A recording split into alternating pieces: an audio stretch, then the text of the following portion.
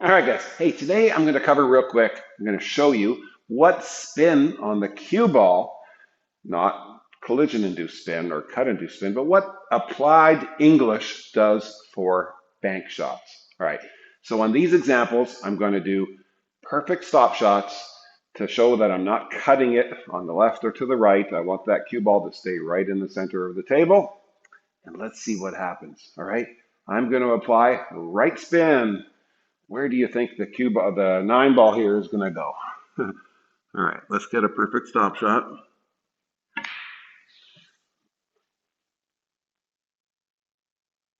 All right, you can see it was almost a perfect stop shot, but you can see we got 3/4 of a diamond in for the 2 lengths of the table in spin throw. All right, let's do it again. Real quick, let's put a little left spin on it, and we'll see if it'll move to my right. Okay, let's get that nice, good stop shot.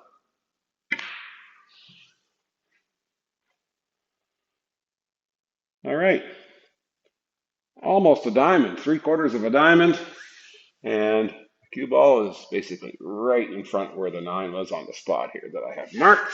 All right, so yeah, so that's the gearing action of transfer, spin transfer. It's only a little bit, guys, but it helps. All right, as much as spin can help, it can also hurt, especially if you're not meaning to put spin on the cue ball or putting the wrong spin on the cue ball. Here's no spin. Let's see if we can get it to come back and hit the cue ball. Bang, that's almost perfect. All right, this is a difficult bank. I know, looks easy, right? Well, it's not, okay? We're banking it back here on 1 rail. There are 2 reasons why this is a difficult bank. Number 1, you are going to, because you're cutting it, so even if I aim for about here where I need to bank it here, it's not going to go there. Number 1, because there's going to be some cut-induced throw, which is going to want to throw it in the direction of the cue ball, even this much, okay? That makes a difference. All right, especially for this much travel, you're going to get a little bit more throw on your line of the travel of the ball, okay? The travel line of the ball is going to veer and go to my right because I'm cutting it on the right-hand side. Okay, the other thing is that because I'm cutting the ball, I'm generating some spin on that, even without applying English, and it's going to make it react a little bit when it comes off that rail. It's going to shorten it up. It's going to have right spin on it, okay? So let's try to aim with no spin, kind of where we need, and let's see what happens.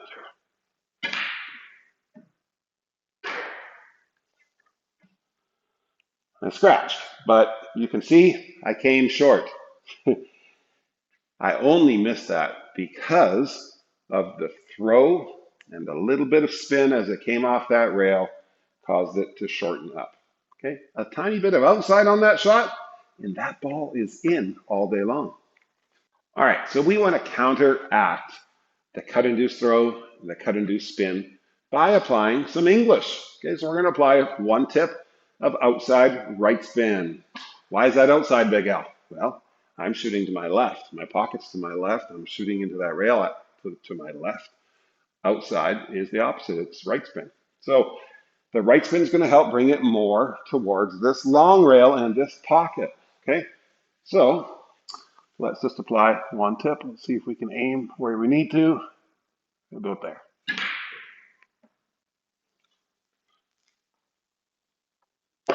Bang. Ooh, and we got a shot on the 8 ball.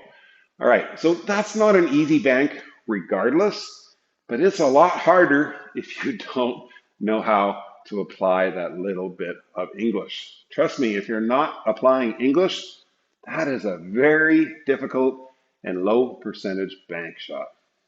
All right, here is another shot, or this shot anyways, is actually impossible without playing spin. Okay, we are on diamond number 5 from that rail over here. Okay, so we're 5 diamonds, 1, 2, 3, 4, 5 diamonds, and we are straight on. So I am going to be banking it here.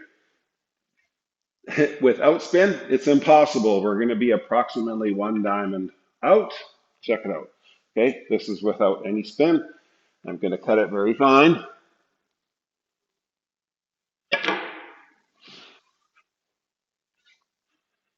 As you can see, we're going right for the first diamond here.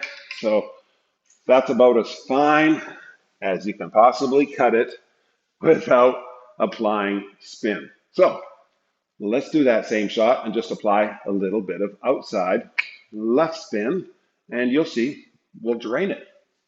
Okay, now we're going to be applying some outside left spin to this shot. Check it out.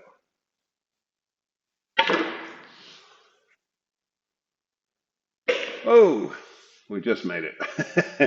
All right, but that actually was impossible without that spin-induced throw that I put on the cue ball.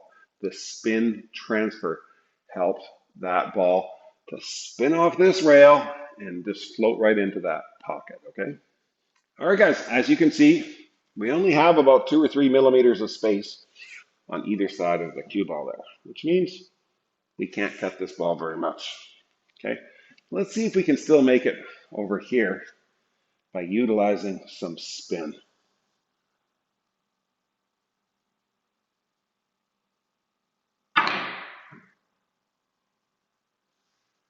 Oh, really close. Let's do it again.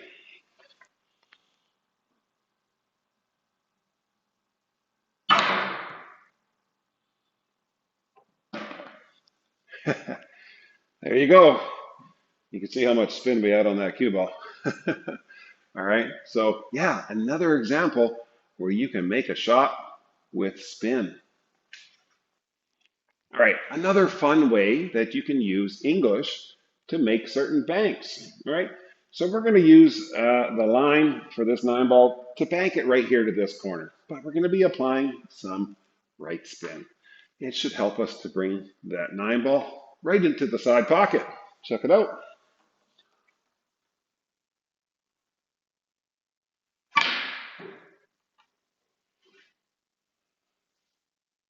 Oh, close. Let's try again.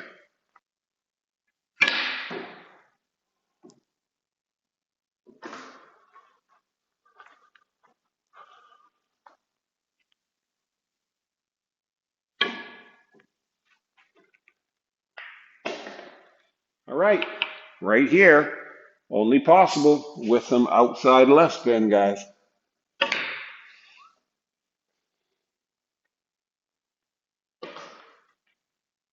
All right, sometimes, guys, you get a bank situation where you know it's going to be short even at a softer pace like this.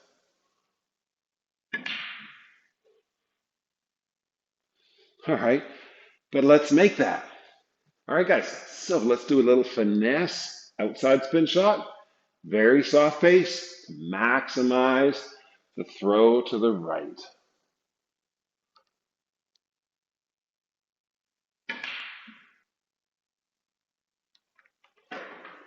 Beautiful. That one actually did take me a few tries. I hit over here about 4 times, actually 3 times, 3 or 4 times. So it has to be a little bit of a finesse shot, but you know what? It is possible, okay? The spin can help make those banks possible. All right, so far we only talked about outside spin to widen out the angles and how that can help you in various ways. But what about inside spin? What did you need to shorten up an angle? Well, there's 2 things that really help shorten up bank shots, and that is number 1, inside spin. Number 2, pace. The harder you hit it, the more it shortens up. Consequently, the harder you hit it, the less the inside spin actually grabs. But both of them, a healthy combination, is probably your maximum shortening. Okay, so if I want to bank this in here in one bank and I don't play any spin, either I'm going to go wide or I'm going to double kiss. Okay, there's the double kiss. And if we don't play any spin and try to avoid that double kiss, then we're going wide. So how do we make it? All right, so here is just a firm pace with some backspin. Let's see if we can avoid the double kiss. It is very difficult to avoid it.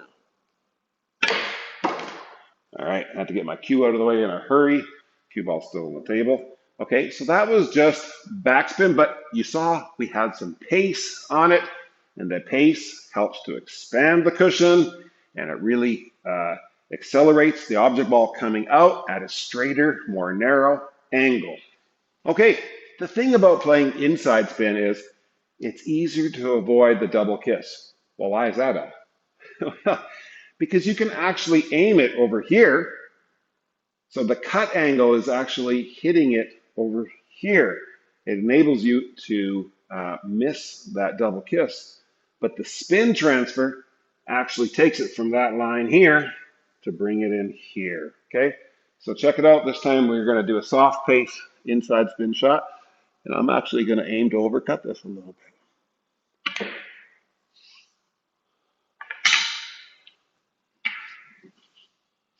Let's try that again.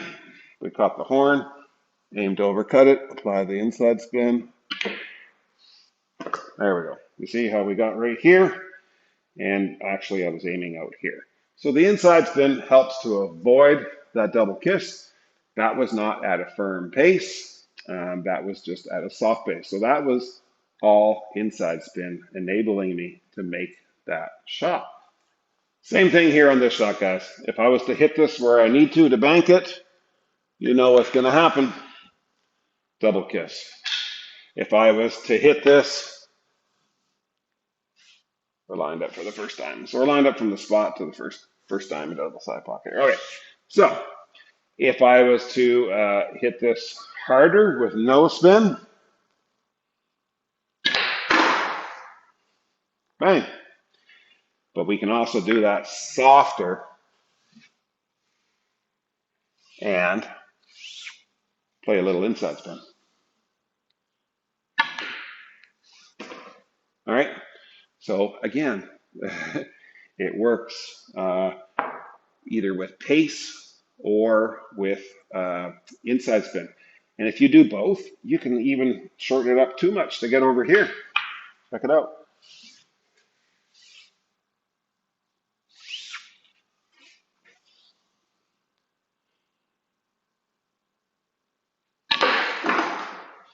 Nah, didn't. Got it in the pocket. But sometimes on certain shots, yeah, you can miss it on this side of the pocket because you're really just shortening it up with a double whammy, right? All right. As many of you know, this is my favorite shot, banking it back here. I do it all the time. It does not require any spin to the cue ball, okay? Cut-induced spin. It happens from the initial cut, and then it also happens as the object ball is going in and out of the cushions at angles, creating a lot of spin on the ball. The third rail comes right over into here because it has the spin at the right pace, and it goes in.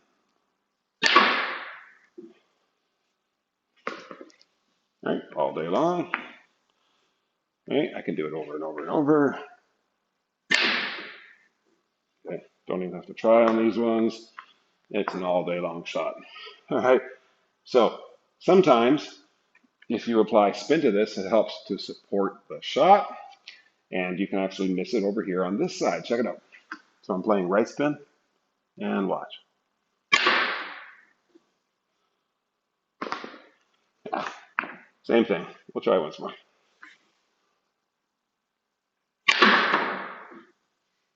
Oh, cut the horn. Okay, we just about missed it. You know, it's quality problems when you make it, even when you're trying to miss it. But yeah, spin only helps to support that shot. It does not make it. Don't believe what you see on the internet, all the videos. You don't need spin to do that. It's cut and do spin. At least 85% of it, guys.